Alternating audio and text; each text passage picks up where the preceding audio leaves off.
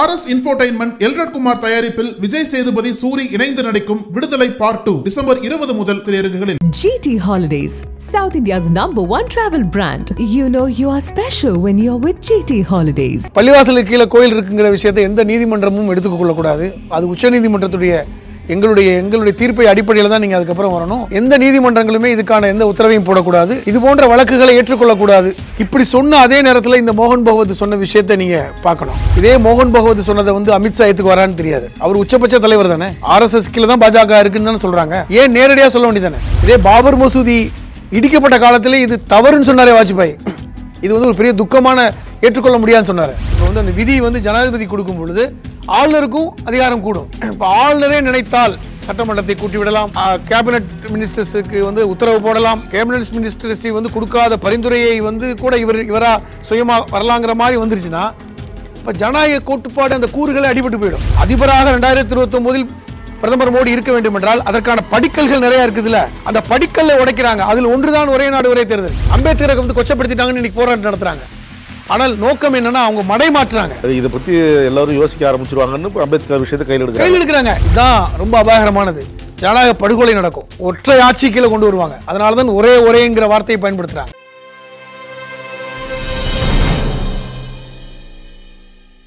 நக்கீரன் நேயர்களுக்கு வணக்கம். இன்று நம்முடன் கருத்துக்களை பகிர்ந்து கொள்ள இணைந்திருக்கிறார் மனிதநேய மக்கள் கட்சியின் மாநில அமைப்பு செயலாளர், எழுத்தாளர் புதுமடம் ஹலீம் அவர்கள். வணக்கம் சார். வணக்கம் சார். உத்தரப்பிரதேசம் சம்பல் மசூதி அங்கே இந்து கோயில் இருந்ததுன்னு சொல்கிறாங்க. அதை ஆய்வு செய்யணும் அப்படின்னு வரப்போ அங்கே ஒரு பிரச்சனை ஏற்படுது.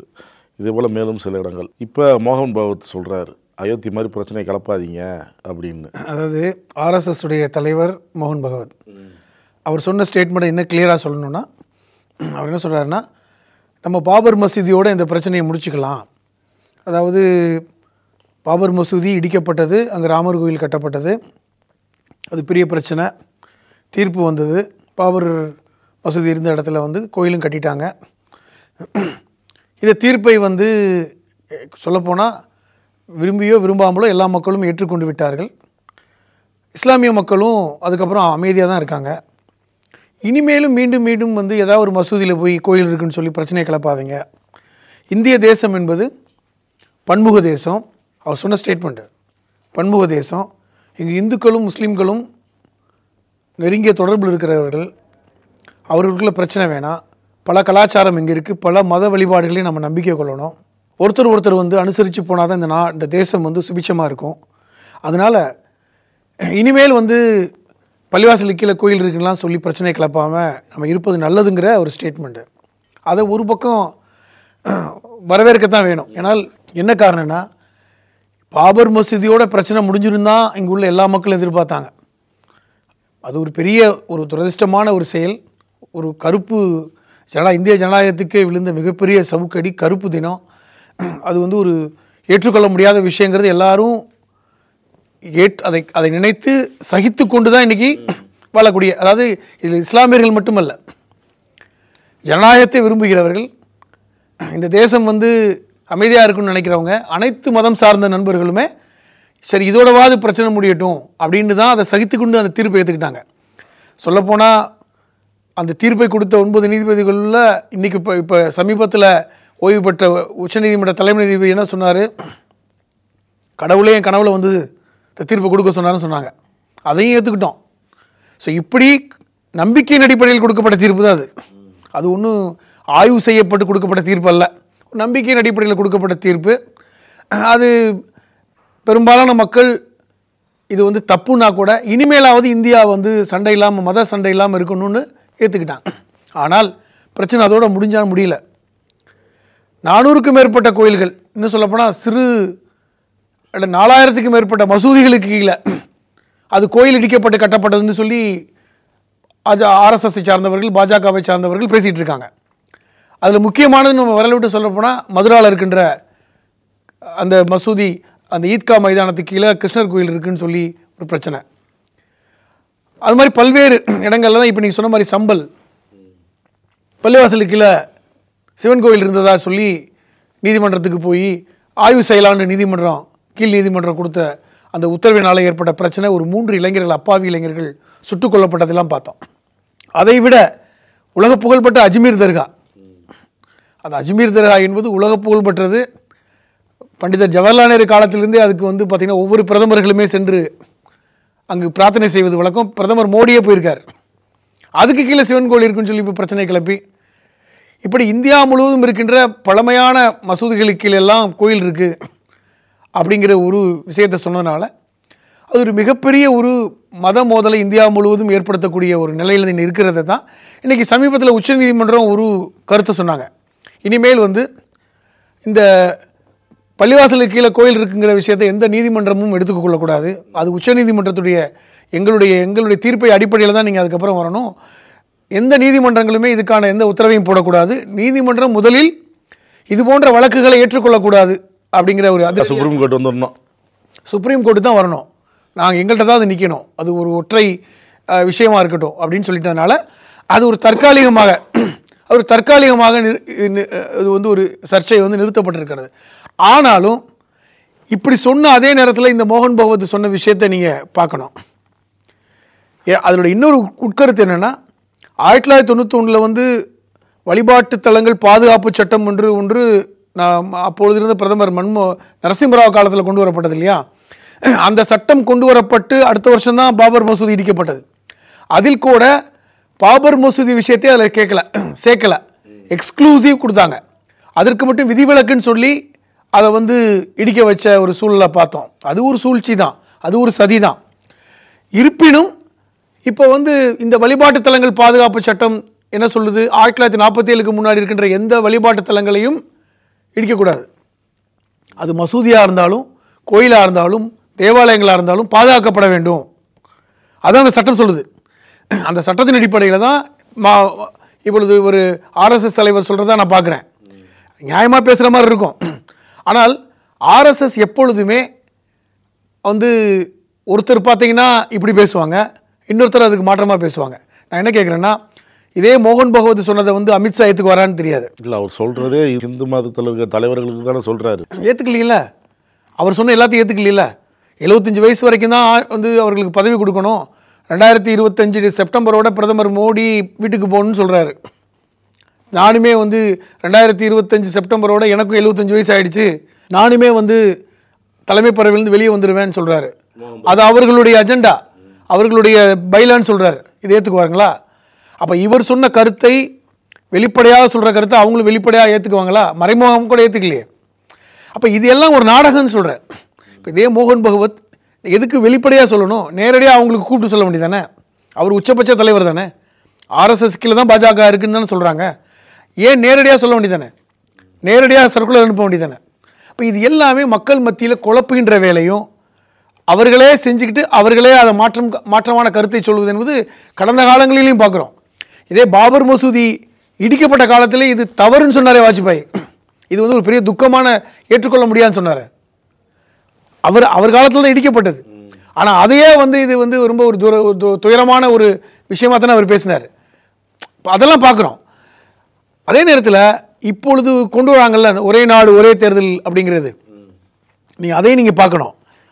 இந்த ஒரே நாடு ஒரே தேர்தலுக்கு வந்து என்னமோ செலவை தான் குறைக்க போகிறாங்க. எல்லாரும் சொல்கிறாங்க பெரிய செலவினம் குறையும், செலவினம் குறையுதுன்னா அதை ஏற்றுக்க வேண்டியதான் அப்படின்னு எல்லாரும் சொல்கிறாங்க. வெறும் செலவினங்களுக்காக தான் இது கொண்டு வராங்களா? இந்தியாவோட பட்ஜெட் வந்து எவ்வளோ தெரியுமா? 47 லட்சம் கோடி. நம்முடைய இந்தியாவுடைய பட்ஜெட் வந்து 47 லட்சம் கோடி. அதில் தேர்தல் செலவு ஒரு 4000 கோடி இருக்குமா? நான் கேட்குறேன்.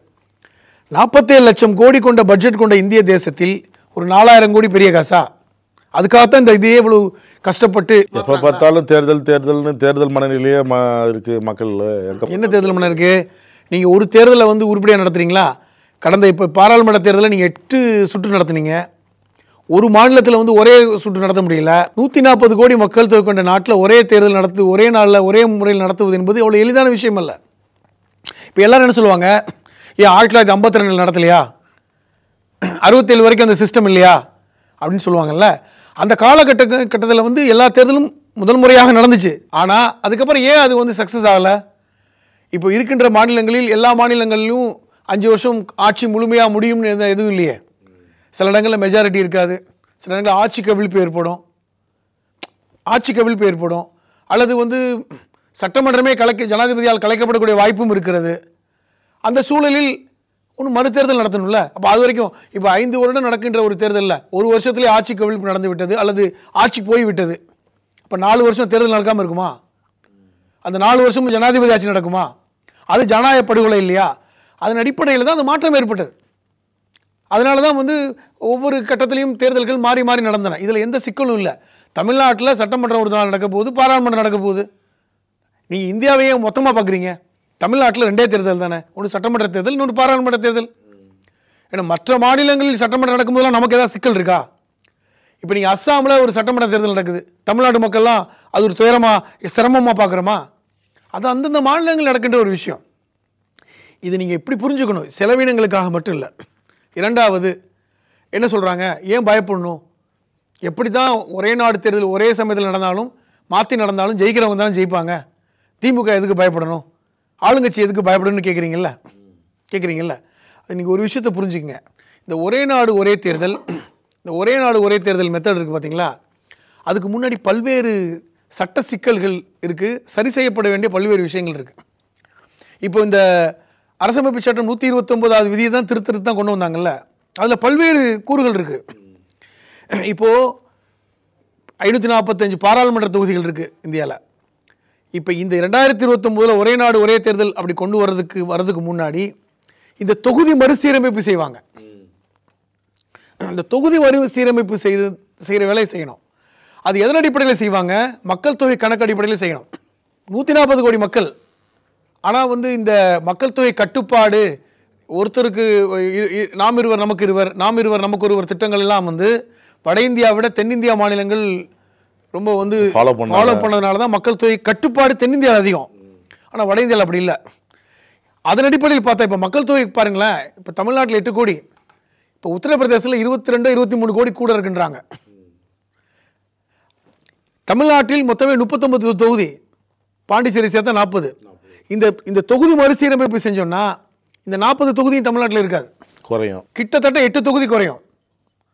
கேரளாவில் அப்படி தான். கேரளாவில் 20 தொகுதி பாராளுமன்றம்னா அங்கே 8 தொகுதி 12 தொகுதி தான் வரும்.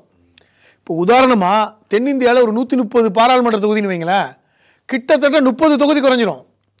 இப்போ இது ஒரு பெரிய மோசமான ஒரு விஷயம் நடக்கும். இரண்டாவது, இந்த புதிய பாராளுமன்ற கட்டிடம் திறக்கும்போது இருக்கைகள் நீங்கள் பார்த்தா தெரியும், 800க்கும் மேற்பட்ட இருக்கைகள் போட்டிருந்தாங்க. அப்போவே இந்த கேள்வி வந்துச்சு, 800க்கும் மேற்பட்ட இருக்கை ஏன் போடுறாங்க? நீங்கள் இந்த ஒரே நாடு ஒரே தேர்தல் இப்போ அதெல்லாம் இல்லைங்க. திட்டங்கள் ரொம்ப சூழ்ச்சி, இந்த சூழ்ச்சி வேலையை பின்னி தான் செய்கிறாங்க, மிகப்பெரிய சூழ்ச்சி. இது எல்லாமே திட்டமிட்டு பல்லாண்டுகளுக்கு முன்பாக 2014 பாஜக ஆட்சி வந்ததுக்கப்புறம் இது பல்வேறு திட்டங்கள், இதெல்லாம் அதில் ஒன்று தான் இது. 888ன்றாங்க. அப்போ இந்த எண்ணிக்கை கூடும் எப்படி இருந்தாலும். அப்போ 545 விட எண்ணிக்கை கூடுது. அப்போ எண்ணிக்கை கூடும் பொழுது தென்னிந்தியாவில் எண்ணிக்கை குறையுது.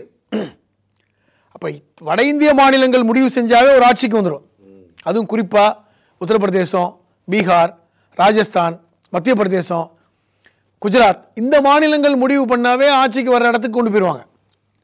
அப்போ இது ஒரு சூழ்ச்சி. இரண்டாவது, இன்னொரு முக்கியமான விஷயத்தை வந்து பாராளுமன்றத்தில் கொண்டு வந்தாங்க, ஜனாதிபதிக்கான அதிகாரத்தை கூட்டுவது, ஆளுநருக்கான அதிகாரத்தை கூட்டுவது. இப்போ இன்னைக்கு வரைக்கும் இந்தியாவில் ஜனாதிபதிக்கான அதிகாரம் என்ன இருக்குது? ஒன்றுமே கிடையாது. ஆனால் அவர் தான் சுப்ரீம் லீடர், அவர் தான் மூத்த குடிமகன், அவர் தான் வந்து ஃபர்ஸ்ட் சிட்டிசன், அதெல்லாம் கரெக்டு தான். அவர் தான் பிரதமருக்கு பதவி பிரமாணம் செஞ்சு வைக்கிறார். ஆனால் மக்களவை கூடி என்ன சொல்லுதோ அதை செய்யக்கூடியவர், பிரதமருடைய கேபினெட் என்ன சொல்லுதோ அதை செய்யக்கூடியவர் தான் ஜனாதிபதி. இங்கே எப்படி ஆளுநரோ. ஆனால் அதை இருந்தாலும் அவர்கள் வந்து தார்மீக அடிப்படையில் இயங்கி கொண்டிருக்கிறாங்க. அவங்களா ஒரு முடிவு எடுக்கிறது கிடையாது. ஒரு அன்சர்டனிட்டியான சிச்சுவேஷன், ஒரு எமர்ஜென்சியில் தான் அவங்க முடிவு எடுக்கக்கூடிய வாய்ப்பை அரசமைப்பு சட்டம் கொடுத்துருக்கு. ஆனால் இன்றைக்கி அவர்களுக்கான அதிகாரத்தை அதிகப்படுத்துவதுங்கிற இடத்துக்கு போகிறாங்க. அதாவது அவரே தன்னிச்சையாக செயல்படக்கூடிய இடத்துக்கு நகர்த்தலான்னு. இது எதை நோக்கி போகும்? இப்போ ஆளுநர் நினச்சி ஒரு கம்பேர் பாருங்கள், நீங்கள் ஜனாதிபதியை விடுங்க, ஜனாதிபதிக்கு கொடுக்கும் பொழுது ஆளுநருக்கும் ஆட்டோமேட்டிக்காக அது வந்துடும். இப்போ வந்து அந்த விதி வந்து ஜனாதிபதி கொடுக்கும் பொழுது ஆளுநருக்கும் அதிகாரம் கூடும்.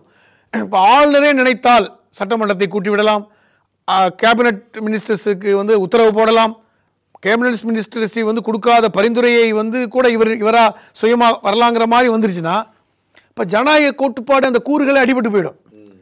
நேரடியாக ஆளுநருக்கான அதிகாரம் கூடிவிடும். ஜனாதிபதிக்கான அதிகாரம் கூடிவிடும். இது எங்கே போய் நிற்கிது? ஏன் இப்போ எதிர்க்கட்சிகள் வந்து முக்கியமாக இந்த பாராளுமன்றத்தில் எழுப்பிய கேள்விகளில் முக்கியமானது என்னென்னா, இப்போ இதெல்லாம் வந்து நாளை ஜனநாயகத்துக்கான அபாயத்தை தான் அவங்க சொல்கிறாங்க. நாளைக்கு ஜனாதிபதிக்கான ஆட்சி போயிடுமோ, அதிபர் ஆட்சி கொண்டு வந்துடுவாங்களோ. எப்படி அமெரிக்காவில் ஜனாதிபதிக்கு பவர் கொடுக்குறாங்க, அங்கே இருக்கின்ற மாநிலங்கள் யாருக்கு போகுதுன்னா ஆளுநர் கையில் இருக்குது, மக்களால் தேர்ந்தெடுக்கப்பட்டாலும் கூட. இப்படி ஜனாதிபதிக்கு பவர் கூட்டிட்டாங்கன்னா ஜனநாயகத்தால் தேர்ந்தெடுக்கப்பட்டவர்களை விட ஜனாதிபதிக்கு அதிகாரத்தை கூட்டிவிட்டால் நாளை அவர் என்ன நினைச்சாலும் செய்யலாம். ஏன் அதை கூட்ட நினைக்கிறாங்க? அவங்க காரணம் சொல்கிறாங்க, இந்த ஒரே நாடு ஒரே தேர்தல் அதை கொண்டு வந்துட்டா. இன்றைக்கி அது வந்து சட்டமன்றத்தில் பல எதிர்ப்புகளை சந்தித்திருக்கிறது.